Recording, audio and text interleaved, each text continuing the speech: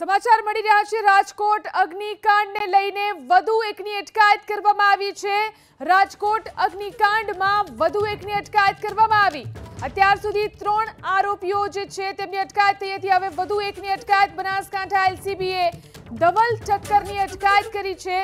બનાસકાંઠા એલસીબીએ કરી ધવલ ઠક્કરની અટકાયત। રાજસ્થાનના આબુ રોડથી ધવલ ઠક્કર ઝડપાયો છે। તો રાજકોટ અગ્નિકાંડમાં વધુ એકની અટકાયત કરવામાં આવી। ધવલ ઠક્કરની અટકાયત કરવામાં આવી છે।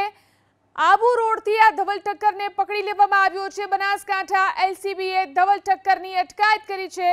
આબુ રોડથી તેની અટકાયત કરવામાં આવી છે। તો રાજકોટ અગ્નિકાંડની અંદર વધુ એકની અટકાયત કરવામાં આવી। રાજસ્થાનના આબુ રોડથી ઝડપાયો છે ધવલ ઠક્કર। આબુ રોડની બજારમાંથી પોલીસે ધવલ ઠક્કરની અટકાયત કરી છે।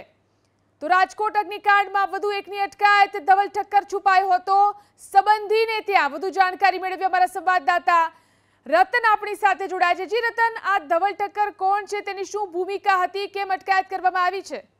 અમારા સંવાદદાતા રતન સાગિયા સાથે સંપર્ક કરવાનો પ્રયત્ન કરીશું। જી રતન, આ ધવલ ઠક્કરની શું ભૂમિકા છે, કેમ તેની અટકાયત કરવામાં આવી છે?